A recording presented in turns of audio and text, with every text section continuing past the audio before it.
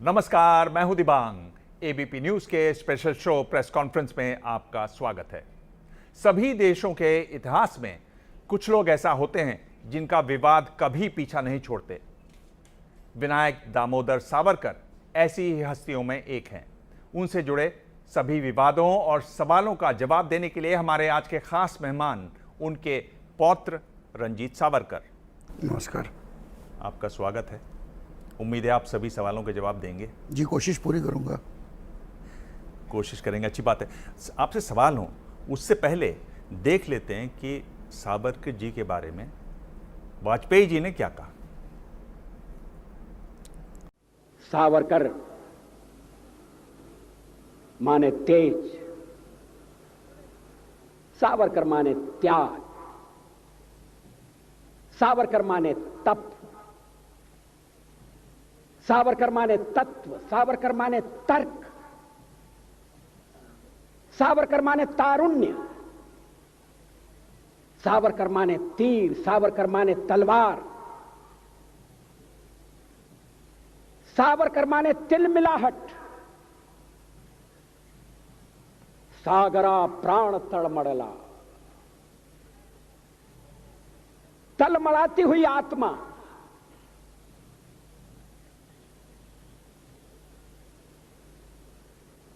सावरकर माने तितीक्षा, सावरकर माने तीखापन, सावरकर म्हणजे तिखट,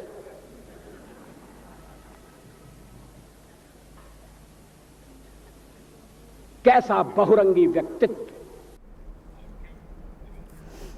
बहुरंगी व्यक्तित्व बता रहे हैं आपकी नजर में? देखो, मतलब उन्होंने खुद कहा है कि मैं पहले कवि हूँ और स्वतंत्रता संग्राम में ना आता तो उनकी वही एक पहचान बन जाती। मगर मेरे दृष्टि से एक तर्कशास्त्र बुद्धिवादी व्यक्ति, ये मुझे उनमें सबसे बड़ा पहलू दिखता है। क्योंकि जीवन के जो भी प्रश्न आते हैं तो उसका उत्तर अगर हमें ढूंढना है तो तर्क के बुद्धि पर। और उनका एक कहना था कि वो इतिहास का अभ्यास करना इसलिए ज़रूरी है क्योंकि हम लोग कहते हैं कि you need not reinvent wheel. बार बार हमें वो चक्र की खोज नहीं करना चाहिए। पिछले से खोजा है तो हमने वो यूज़ करना चाहिए। तो वहीं पे बुद्ध की बुद्धि आती है। तो एक बुद्धिवादी राष्ट्रभक्त नेता, ये मेरे लिए उनकी सबसे बड़ी पहचान है। चलिए, वाजपेयी जी को तो सुन लिया हमने, राहुल गांधी को सुनते हैं। ये मेरे लिए सबसे जरूरी डॉक्यूमेंट है। ये देखा आपने? दिख रहा है आपको? और इसमें आप देख लीजिए, ये सावरकर जी की चिट्ठी है जिसमें उन्होंने अंग्रेजों को लिखा है। और मैं पूरी चिट्ठी आपको पढ़नी होगी, देख लीजिए, मैंने हाईलाइट भी कर रखी है। मगर मैं सिर्फ आखिरी लाइन पढ़ना चाहता हूं। अंग्रेजी में लिखी है तो मैं अंग्रेजी में बोल देता हूं। I beg to remain sir your most obedient servant V D. Savarkar. Hindi में ट्रांसलेशन कर देता हूं। सर, मैं आपका नौकर रहना चाहता हूं। ये मैंने नहीं लिखा, ये सावरकर जी ने लिखा है। तो इसको आप पढ़ लीजिए, देख लीजिए। अगर फडणवीस जी देखना चाहते हैं इसको, वो भी देख लें। तो मैं तो इसमें बहुत क्लियर हूं, सावरकर जी ने अंग्रेजों की मदद की थी। इन पर क्या कहना आपको? देखो, मैं इतना ही कहना चाहूँगा कि 1922 में, फरवरी 1922 में महात्मा गांधी को एक किसी मूर्ख आदमी ने ऐसा सवाल किया कि आप योर मोस्ट ओबीडियंट एंड ये सर्वेंट करके क्यों लिखते हो, जो आज ये कर रहे हैं। उसका जवाब गांधी ने दिया है कि वो मेरे विरोधक है, फिर भी मैं सभ्य भाषा का प्रयोग, उस समय इसे सभ्यता माना जाए, पत्र लेखन की सभ्यता, उसे छोड़ना नहीं चाहता हूँ। तो गांधी ने जो जवाब उस समय दिया तो वही इनके लिए है, यहाँ पर फिट है। पर फिर भी अभी हाल के दिनों में ये विवाद हुआ और कहा गया कि गांधी जी ने कहा था तब उन्होंने माफीनामा लिखा। देखो, नहीं, उनके पहली बात, उन्होंने माफीनामा लिखा नहीं है। उनके पिटिशन से वैसे और सभी कैदियों को रिहाई के लिए, और उसमें से जो लास्ट पिटिशन है तो गांधी ने कहा कि उन्होंने और एक पिटिशन लिखना चाहिए। तो ये गांधी ने, पिटिशन का मतलब याचिका होता है। आज हम कोर्ट में याचिका करते हैं तो उसमें दया याचना नहीं होती। आप कोर्ट में जाते हो याचना, तो याचिका ही कहते हैं ना उसे, और सावरकर जी ने कभी माफ़ी नहीं मांगी है। ये आप किस आधार पर कह रहे हैं कि गांधी ने उनको कहा? गांधी का खत है हमारे पास, मैंने ही पब्लिश किया है वो। गांधी जी ने सावरकर जी के जो छोटे भाई थे उन्हें कहा है कि सावरकर ने एक याचिका करना चाहिए, मैं भी मेरी ओर से उनकी राय के लिए प्रयत्न करूंगा, मगर वो अगर याचिका करे तो अच्छा है। वो खत हमारे पास है। पर वो खत कब का है? वो खत तो बात का है। मैंने पहले कहा कि उन्होंने पहले से ही पिटिशन करना शुरू किया था, कि मैं अभी बोल चुका हूँ मैं जी। ऐसा नहीं कि गांधी ने कहा इसलिए उन्होंने किया। Gandhi also seconded his making petitions. मेरा कहने का मुद्दा है कि गांधी का भी समर्थन था ऐसे पिटिशन करने में, क्योंकि उस समय की एक परंपरा थी वो। आपके और ये अनुसार पिटिशंस जो थे क्वासी जुडिशियल प्रोसेस थी, ये कोई ये नहीं था। एक शब्द यूज उन्होंने किया, क्लेमेंसी, उसका आप कैसे अनुवाद करते हैं? देखो, क्लेमेंसी मतलब राजक क्षमा की सरकार ने आपको छोड़ना है, माफी। और उनकी जो 1917 और 18 के जो उनकी अवेलेबल है, उसके ऊपर जो ब्रिटिश रिकॉर्ड्स अवेलेबल है, तो उसके ऊपर उन्होंने सावरकर का माफीनामा नहीं लिखा है। तो ब्रिटिश उस पर कहते हैं कि V D Savarkar's petition for an amnesty to all the political offenders, और आगे ब्रैकेट में लिखा है नॉट नेसेसरी इंक्लूडिंग हिमसेल्फ। और सावरकर जी ने जो भी पिटिशन दिए उसके एंड में उन्होंने लिखा है, सिर्फ 1920 का छोड़ के, कि आप मुझे मत छोड़ो, बाकी सभी को छोड़ो। और 20 का अपवाद इसलिए कि 20 में सिर्फ सावरकर ही बचे थे, बाकी सभी छूट गए थे। जी। पहला उन्होंने तो 1911 में लिखा।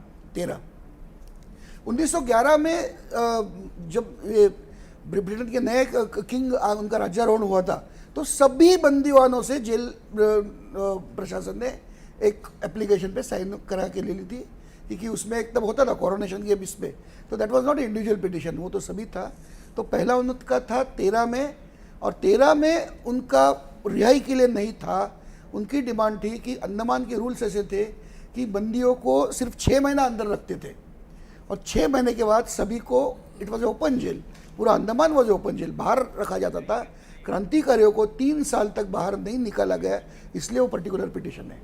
पर जो 1913 में उन्होंने लिखा, उसके आखिरी पैराग्राफ में उन्होंने लिखा है, और ये जो रेजिनाल्ड क्रेडॉक हैं, जो होम मेंबर थे तब की सरकार के, उनको उन्होंने दिया, और उसमें उन्होंने आखिरी जो पैराग्राफ है उसमें लिखा हुआ है कि आपसे निवेदन है कि आप मेरा 1911 का जो क्लेमेंसी का पत्र है उसको भी देख लें। तो वो उसको क्लेमेंसी कह रहे हैं, उस पत्र को भी, और ये पहले भी लिखा वो 1911 का। मैं देख रहा हूँ कि आप हमेशा 13 की बात करते हैं। नहीं, वो 2 लाइन का ही है क्लेमेंसी का, ये इसमें वो क्लेमेंसी नहीं मांग रहे। सो ये जाते जाते उन्होंने किया है रिक्वेस्ट। तो मुझे नहीं लगता कि क्लेमेंसी मांगना या मुझे छोड़ दो बोलना, क्योंकि देखो, आप गांधी को सावरकर के ऊपर मत थोपिए। सावरकर जी का ये कहना था, वो कई बार कह चुके हैं कि अगर शत्रु को दिया हुआ वचन ये तोड़ने के लिए होता है। सावरकर सत्यवादी नहीं थे, सावरकर प्रैक्टिकल कृष्ण नीति अपनाने वाले थे। शत्रु को वचन दिया तो उसे तोड़ना ही है। मैं आपसे जानना चाहता हूँ कि 1925 में आरएसएस की स्थापना हुई थी। जब स्थापना हुई थी दशहरे के दिन, उस समय बाबा साहब सावरकर भी थे, मुंजे साहब थे, उस समय परांजपे जी थे, और संघ के संस्थापक केशव बलिराम हेगड़ेवार जी थे। लेकिन ऐसा क्या कारण रहा कि संघ की स्थापना होने के बाद जो संघ हिंदुत्व के लिए जाना गया और संघ हिंदुत्व को संगठित करने के लिए बना, सावरकर जी को हिंदू महासभा के साथ जुड़ना पड़ा? और ऐसा क्यों नहीं हुआ कि संघ ने सावरकर को अपने साथ लिया, और हमेशा जो दूरी बनी रही सावरकर और संघ के हिंदुत्व के बीच में, कभी भी हेगड़ेवार जी ने सावरकर को अपने साथ नहीं लिया। उसके बाद गोलवलकर जी आए, उनकी दूरी बनी रही। अंतिम समय तक सावरकर और हिंदुत्व का जो हिंदुत्व था और संघ का जो हिंदुत्व था वो कभी एक नहीं हो पाया। आप इसे किस रूप में देखते हो, और ऐसा क्यों हुआ कि दोनों का हिंदुत्व अलग अलग रहा? देखो, पहली बार तो सावरकर शुरुआती से हिंदू सभा के ये थे, साथ काम के। रत्नागिरी नहीं उन्होंने हिंदू सभा स्थापन की थी, और संघ was part of that Hindu सभा। हेडगेवार ये नागपुर हिंदू महासभा के अध्यक्ष थे, ये इतिहास है। अब आगे चलकर उनमें और गोलवलकर गुरुजी में जो मतभेद थे वो धर्म के आधार पर थे। सावरकर निधर्मी थे, सावरकर मतलब व्यक्तिगत रीत्या सावरकर ईश्वर को नहीं मानते थे। सावरकर जी ने काफ़ी आलोचना की है ये रूढ़िवादियों की, तो उसमें गोलवलकर जी के विचार चातुर्वर्ण की ओर थे। और मैं तो आपको कहना चाहता हूँ कि गांधी भी चातुर्वर्ण मानते थे। तो मतलब आप ये पूछना चाहिए गांधी जी को कि आप गोलवलकर जी को साथ क्यों नहीं लेते, क्योंकि गांधी जी का चातुर्वर्ण पर पूर्ण विश्वास था। उनका कहना था कि हर व्यक्ति को एजुकेशन अपने मर्जी से ले, मतलब किसी को एक एखादा ब्राह्मण है तो वो युद्ध शिक्षण ले सकता है, और एखादा हरिजन है तो वो डॉक्टर बन सकता है। मगर गांधी का कहना था, देखो मैं बहुत जिम्मेदारी से कहता हूँ, गांधी का कहना कि अपना व्यवसाय, अपना परंपरागत व्यवसाय करना चाहिए। और डॉक्टर अंबेडकर ने कहा कि ये अमानुषता है अगर किसी भंगी का लड़का डॉक्टर बने और उसे उपजीविका के लिए संडास साफ करना पड़े। ये गांधी के विचार बहुत गलत विचार है। तो जब आप ये सब देखते हैं तो ये रखो ना कि सावरकर और गुरुजी के बीच में कुछ इसके विचार थे। पॉलिटिकल इसमें आने की जरूरत नहीं है, क्योंकि सावरकर जी रिटायर होने के बाद जनसंघ की निर्मित हुई है 1952 में, तब तक सावरकर जी बाहर आ गए थे। मुझे दो सवाल करने हैं। एक, मात्र वीर सावरकर जी ही नहीं ऐसे हिस्टोरिकल फिगर हैं जिनकी आजकल आलोचना चल रही है, एक और हैं। राहुल गांधी जी की जो राय है आपके ग्रैंडफादर के बारे में वो हमने देख ली। मैं वीर सावरकर के पोते से जानना चाहता हूँ, राहुल गांधी के ग्रैंडफादर पंडित नेहरू के बारे में आपकी क्या राय है? देखो, मैं सीधा कहता हूँ कि राहुल गांधी जो भी आरोप कर रहे हैं वो सब झूठे आरोप है। और मैं जो नेहरू जी के बारे में मैंने जो कहा है अभी प्रेस कॉन्फ्रेंस में, वो पूरा 100% सत्य है। नेहरू जी और लेडी माउंटबेटन के बीच में क्या रिश्ते हैं, व्यक्तिगत क्या है, मुझे उसमें कोई संबंध नहीं है। मगर आप इंडियन आर्मी के एक्ट को जाने तो अगर भारतीय सेना का अधिकारी उसके अगर किसी विदेशी महिला से मित्रता करता है तो उसके ऊपर एक्शन होती है। और ये लेडी माउंटबेटन की लड़की ने खुद लिखा है कि रोज रात को 2 बजे पंडित नेहरू अपना काम करने के बाद, प्रधानमंत्री थे भारत के, एक लेटर लिखते थे। उसमें opening and closing paragraphs were personal और बीच का जो पैराग्राफ था पूरी डायरी थी। ये ऑन रिकॉर्ड है और ऐसे खत भी अवेलेबल है। तो ये जो काम है ना, इसे राष्ट्रद्रोह कहते हैं। This is the biggest operation है ये, हनी ट्रैप का। 12 साल एक प्रधानमंत्री रोज खत लिख रहा है। माउंटबेटन कौन है? Mountbatten was till death he was official of Britain. एक ब्रिटेन के अधिकारी को आप 12 साल खत लिख रहे हो उसकी। तो मैं तो कहता हूं कि MI5 जो ब्रिटेन इंटेलिजेंस है उनको काम ही नहीं बचा। दूसरा काम उन्होंने किया, देखो उन्होंने 3 काम पहले आरोप लिए हैं। आप सवाल उठा रहे हैं नेहरू जी पर। मैं सवाल नहीं, मैं विद एविडेंस दे रहा हूं। हाँ, मैं सवाल नहीं उठा रहा हूं। मैं सवाल ये उठाता हूं कि अगर आपके आर्मी का एक कैप्टन या एखादा सिपाही भी किसी विदेशी महिला के साथ मित्रता करे तो उसका हनी ट्रैप में पकड़ा जाता है। 4 दिन पहले केस हुई है, आप सबको मालूम है। तो प्रधानमंत्री के लिए क्यों प्रधानमंत्री 12 साल खत लिखे? पर दूसरी बात इनकी मित्रता आपस में रहे तो ठीक थी। वाइसराय को बाद में भारत का पहला प्रधानमंत्री बनाना माउंटबेटन की इच्छा तो पाकिस्तान का बनने की भी थी, उन्होंने नहीं किया। और उन्होंने नहीं किया, इसके पाप ऐसे हो गए कि Indian army didn't went to Pakistan to rescue girls abducted. मेरे पास एक बहुत खतरनाक लेटर है, ये बलदेव सिंह का लेटर है इसको वल्लभ भाई पटेल को। वो कहते हैं कि 20,000 लड़कियां अगवा हुई है, वेस्ट पाकिस्तान में है, वहां गवर्नमेंट नहीं है, I can not send army. Army क्यों नहीं गई? क्योंकि माउंटबेटन ये हमारा गवर्नर जनरल था और तब के भारत के और पाकिस्तान के जो सेना प्रमुख थे वो ब्रिटिश थे, एंड इट वाज डिसाइडेड कि Indian army will not converted. अच्छा, बलवंत सिंह आगे क्या कहते हैं? बलवंत सिंह सुनो, बलवंत सिंह आगे कहते हैं कि एक इसमें टुकड़ियां भेजे जिसमें राष्ट्रीय स्वयंसेवक संघ अपने ट्रेंड आदमी देगा और फील्ड वर्क के लिए, और गोलवलकर गुरुजी से आप कंसल्ट करो। मगर ऐसी टुकड़ियां भी गई नहीं है। वो 20,000 लड़कियां गुलामी में वही छोड़ दी गई। तो ये जब आप किसी बाहर वाले को बनाते हैं ना, तो ऐसे ही पाप होते हैं। रंजीत जी, मैं थोड़ा इतिहास से आपको एक बार फिर से वर्तमान में लाना चाहता हूँ। और जैसा कि हम सभी जानते हैं कि राष्ट्रीय स्वयंसेवक संघ हिंदुत्व की विचारधारा पर चलता है, और जो मौजूदा सरकार है नरेंद्र मोदी की, वो भी अपने आप को खुलकर हिंदुत्ववादी कहते हैं, उन्हें इसमें कोई संकोच नहीं है। और जैसा कि अभी आपके सामने सवाल भी उठाया गया था कि सावरकर के विचारों में और राष्ट्रीय स्वयंसेवक संघ के विचारों में, काम करने के तौर तरीकों में बहुत ज़्यादा भिन्नता थी, बहुत मतभेद थे। दोनों एक दूसरे को थोड़ी सी सख्त बातें भी एक दूसरे के लिए बोलते थे। लेकिन क्या यही वजह तो नहीं है कि आज भी मोदी सरकार ने, लंबे अरसे से ये मामला अटका हुआ है, सावरकर को भारत रत्न देने का फैसला नहीं किया? अगर मोदी सरकार चाहे तो सावरकर को एक पल के अंदर भारत रत्न दिया जा सकता है। इसके बारे में आपका क्या विचार है? गलत आदमी से सवाल पूछ रहे हैं। मेरी बिल्कुल इच्छा नहीं है सावरकर को भारत रत्न मिले।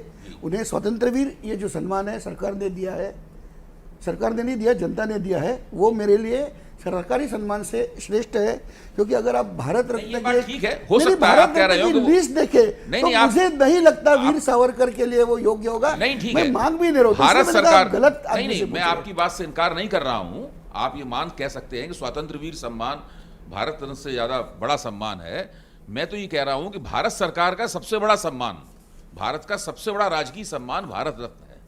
स्वतंत्र वीर नाम का कोई सम्मान भारत सरकार के पास है नहीं, तो वो सावरकर को क्यों नहीं दिया गया अभी तक? तो गांधी को क्यों नहीं दिया भारत रत्न कांग्रेस ने?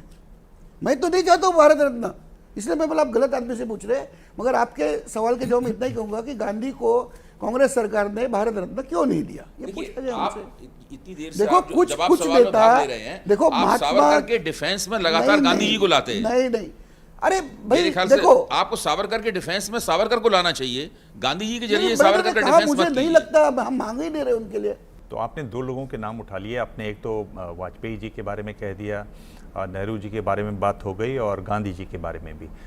आपको मालूम है कि वाजपेयी जी ने नेहरू जी के बारे में क्या कहा, और मैं ये लाइन पढ़ के आपको सुना देता हूँ। उन्होंने कहा कि मतभेद होते हुए भी उनके महान आदर्शों के प्रति, उनकी प्रामाणिकता के प्रति, उनकी देशभक्ति के प्रति और उनके अटूट साहस के प्रति हमारे हृदय में आदर के अतिरिक्त और कुछ नहीं है। ये तो वाजपेयी जी के शब्द थे, ये वही वाजपेयी जी हैं जो उन्होंने अभी कहा। पर मेरा जो आपसे सवाल है वो ये है कि आपने फादर ऑफ द नेशन की जो बात है गांधी जी को, उस पर भी आपको उससे भी आपको विरोध है, उससे भी आप सहमत नहीं हैं? देखो, नेहरू के बारे में मेरे पास जो कागज है वो शायद वाजपेयी ने नहीं पढ़े होंगे। मेरे पास ये वाला जो सवाल है इस पे आते हैं, ये जो नहीं, फादर ऑफ द आपने नेशन जो वाले कहा पे- पहला उससे मुझे कहने दो। हाँ। 9 मई को नेहरू जी को शिमला ले जाया गया। लेडी माउंटबेटन, लॉर्ड माउंटबेटन उनकी बेटी और नेहरू 4 दिन वहां पे थे। ये तो आपने सुनो उल्लेख सुनो, कर मैंने दिया, कहा उसके पर आगे मैं की ये कह रहा हूं कि वाजपेयी जी उसके ने आगे उनके की बारे मैं में कह ये रहा हूं। कहा। सुनो, वाजपेयी ने ये नहीं पढ़ा था होगा।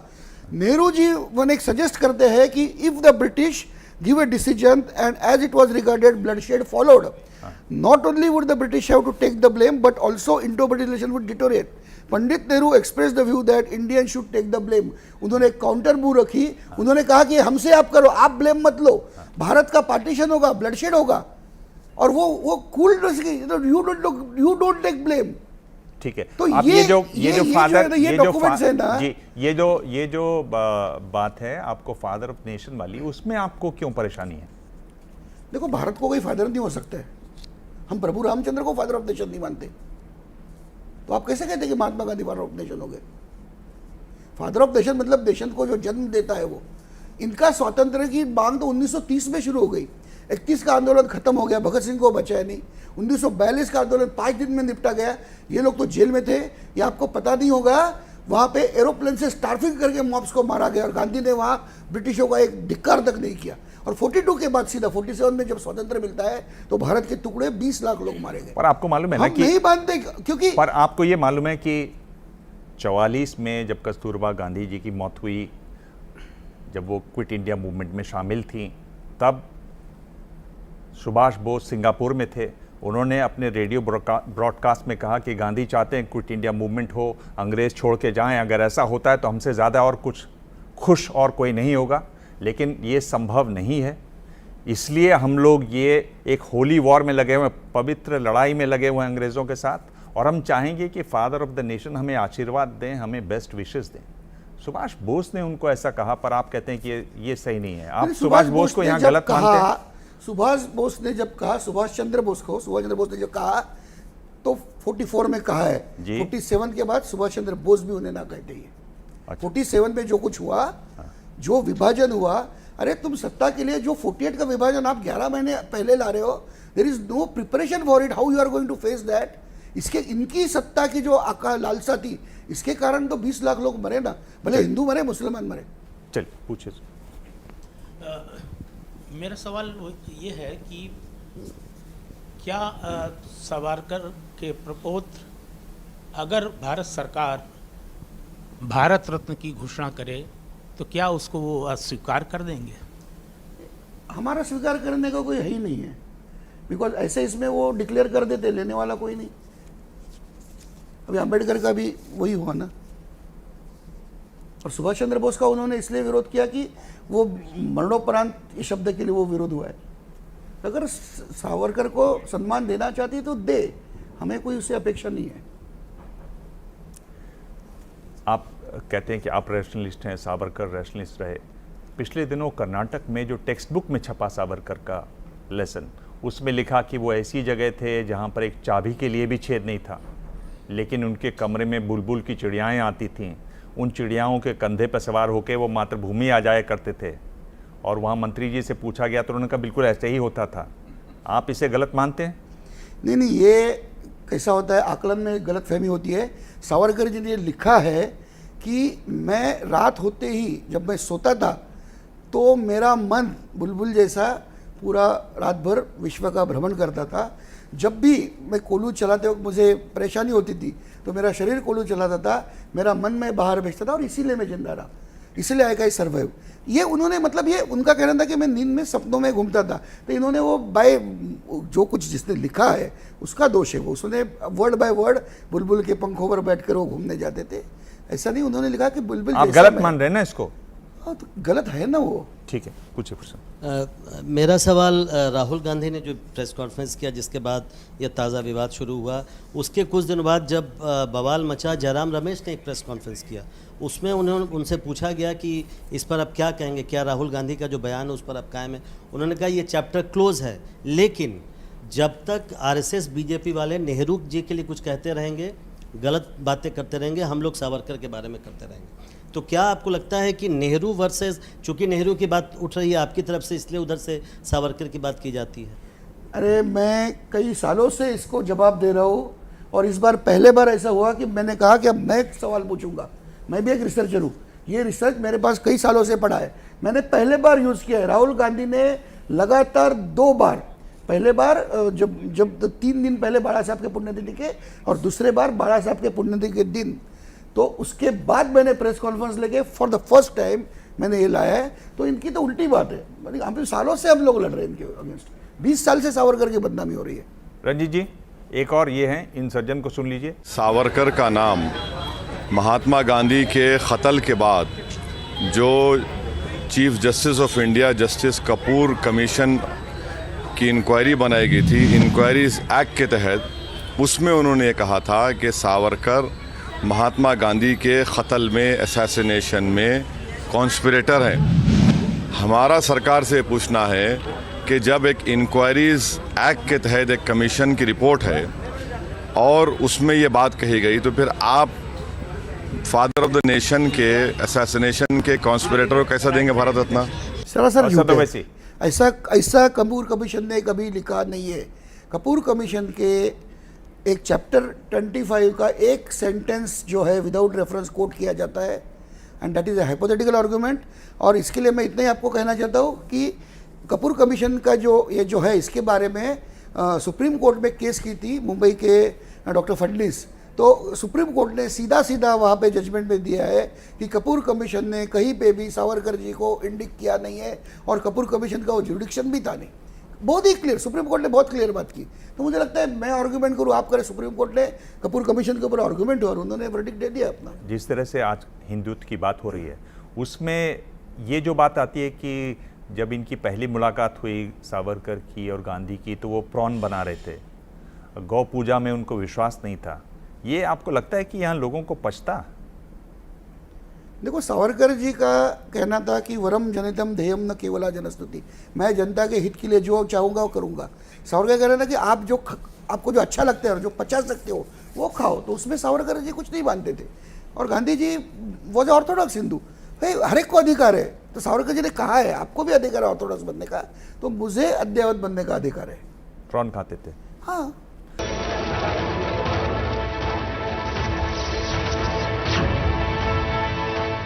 मैं आपसे रैपिड में सवाल पूछ रहा हूँ, 2 में से आपको एक चुनना है, आप पास भी कर सकते हैं। आपको कौन ज़्यादा पसंद आते हैं और आपको क्या लगता है कि सावरकर किसके ज़्यादा खुद को करीब पाते हैं, बोस के, सुभाष चंद्र बोस जी के या भगत सिंह जी के? भगत सिंह जी के। आप आज के जो नेता हैं, जिस तरह से वो काम कर रहे हैं, सावरकर जी खुद को किसके ज़्यादा करीब पाते, वाजपेयी जी या मोदी जी? मोदी जी।